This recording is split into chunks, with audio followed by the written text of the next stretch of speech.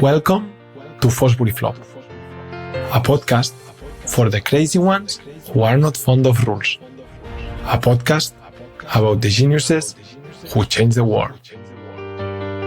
Synergizing with Phidias Lab, we present A Bad Weed Never Dies, and let's hope it never does. Andreu says that the meaning of things is not discovered but constructed. I, like many others I imagine, believe that we have made a mistake by contributing negatively to the conception of error. As I explained recently, the main character in Cold Skin, by Albert Sánchez Piñol, is a young orphan. Faced with his potential, the institution that took him in assigned him a personal tutor responsible for his education.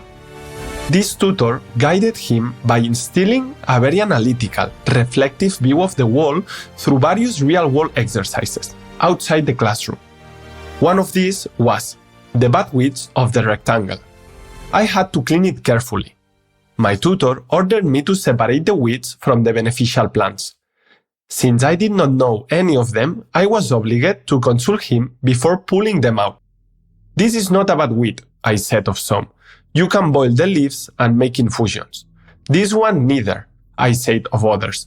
"They are wild asparagus and therefore edible, even exquisite." "This one neither. How can it be considered a bad weed if in May it produces beautiful flowers?" At last, only one plant remained. It had no use. Heat, no secret. Dark, spiky, and toxic leaves. A hard, an ugly stem. He sighed. "All right, a dreadful plant. But if we pull it out, what meaning would the others have?" "None," I said. "And what conclusion do you reach, then?" "That bad weeds do not exist. Consider the exercise passed." In the essence of the plant, there are no adjectives or labels. That dreadful is our opinion, not reality. Does Mother Nature understand connotations? What about the motor control system? What about the body?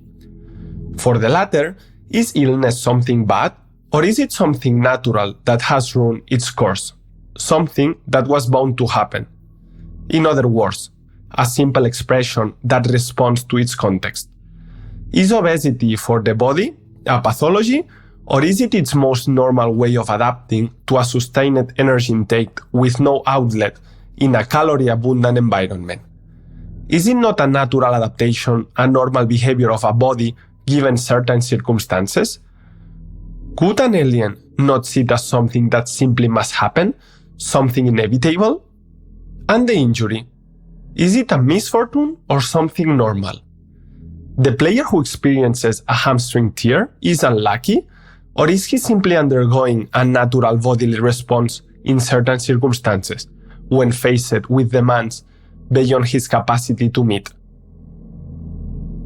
Should we attribute the negative connotation to the injury, or rather to the dysfunctional relationship between the player's needs and abilities at that moment? Must we condemn the injury that arises as a consequence, or our failure to hit the natural course of the body? And should we denigrate, criticize, attack the injury, an event from which the body develops better somatic awareness, self-knowledge for future contexts, and an improved relationships between needs and capacities, by preventing it from happening again? The child who falls while trying to stand, does he err? Perhaps he did not yet have the capacity to achieve it. But does the experience not yield a refinement that enhances and improves future functionality? And is that truly bad? I just see natural adaptations that clash with the cultural beings we are.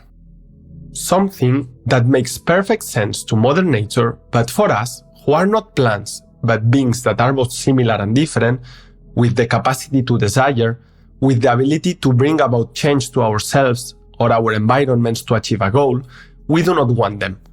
But we can still get very good things out of them. Undesirable natural adaptations that can become beneficial.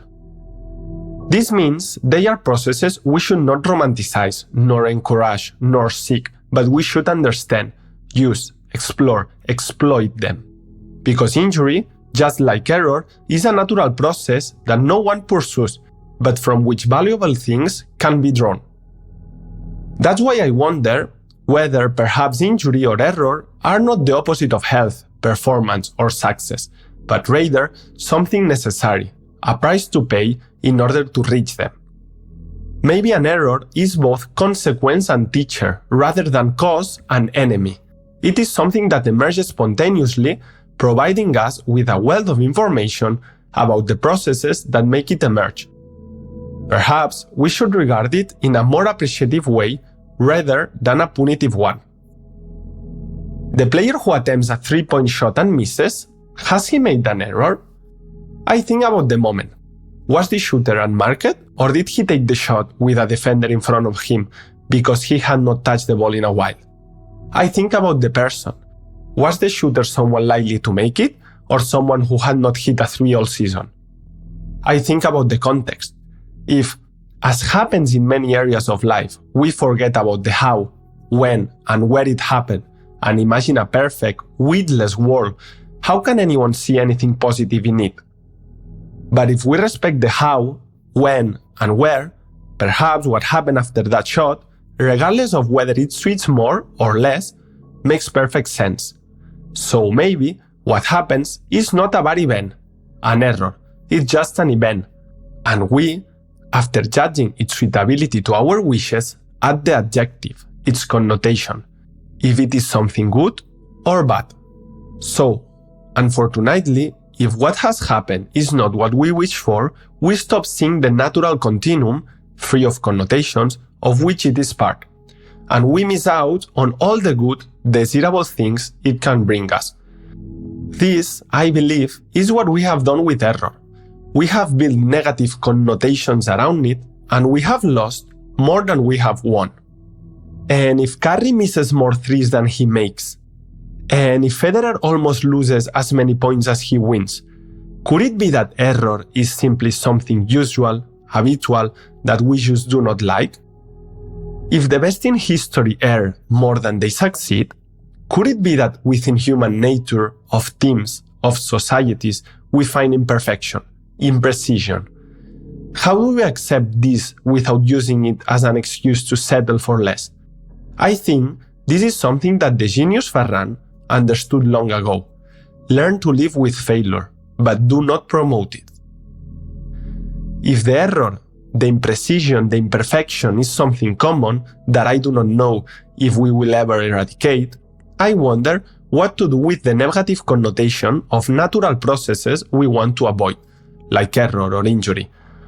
Where do we construct the negative meaning?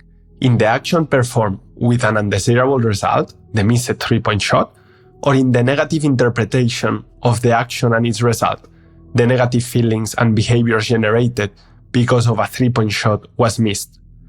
Is the error missing the open shot, or is it lamenting the miss and thereby losing the chance to gain an advantage on the offensive rebound or defensive transition? Should we view the event of something natural in a negative light, or should the negative view arise only if after it happens, the subsequent actions lead towards outcomes for the collective you are part of? Maybe the real negative thing lies in misinterpreting past or present reality in a way that negatively influences your attention and future intentions. So, what is an error, really? This negative, harmful meaning that we have built around it, is it fair? I see the error like the procrastinating act. Not a negative act, but a signal of an imperfect, so normal system. Not a flaw to eliminate, but something to understand. I am surprised by the coach who gets irritated with a player's error, as if someone plays to make mistakes. However, I am still intrigued by those who scold someone for wasting time, for not being productive, as if someone enjoyed wasting the most precious thing. How gold would love to be time. Why do we have built a negative meaning around procrastination? I think a big part of the blame lies in the constraint at a macroscopic level of organization and a long-term timescale that is the capitalist consumerist system. It has made us associate something negative with an organic process, from which we could extract many useful things, just because it suits someone greedy who wanted to make lots of money. But well, according to the GOAT, procrastination is a natural defense.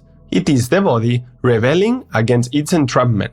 It is the soul fighting the Procrustean bed of modernity. It's a silent cry to let one play for fun.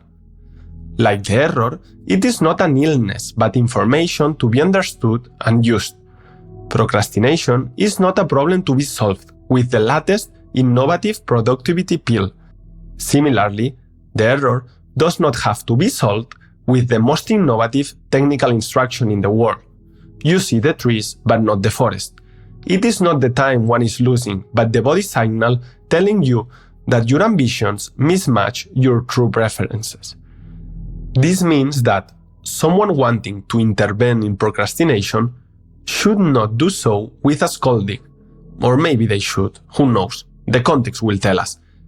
Maybe it is more appropriate to approach it with a process of exploration, because the problem is not the act that is unproductive. That's just a simple symptom.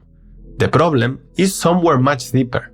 The problem is not the time lost, but that you do not know what to do with what you have and what is coming.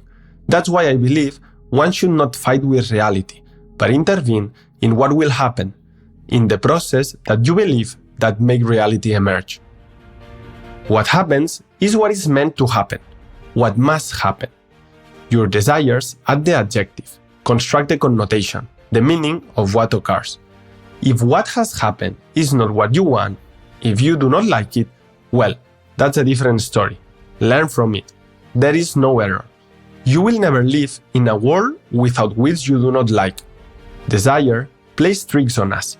There are no good or bad ones. There are simply weeds we like more or less, but do not call them bad, the negation of good. Be careful with the stories you tell yourself. If there were no weeds, could we still appreciate the beauty of the flowers? I suppose the addictive high we get from success stems from the possibility of failure, from the chance that something undesirable might occur. Just like the risk of failure is what makes success feel so sweet. Just like the desire to live life. What would it be without death? I imagine error like the movement of a footballer or basketball player slipping free of their defender. Something that, who knows why, happens, shapes the present, influences the future, and defines the way you might try to fulfill your desires. Something that arises naturally, changes the possibilities of action in the present, and you can choose to make use of it or not, and keep playing somewhere else. The game goes on, and the world does not end. I see error as something natural in the course of a match, as a rock in a river that must be navigated. Simple events in a long, inseparable continuum. Peculiar features of the flow of something that carries no connotation whatsoever. I can't picture a river without rocks, without bends, without rapids, something that could be navigated easily in a straight line. How many of you could see any sense in navigating the river angry at the rocks you have already passed, the ones that made you change course? How many could you understand someone navigating while focused on the past rocks instead of the ones in front of them, or the ones yet to come? Maybe that's why Andreu asks why to complain. Why not to receive it everything just as it is?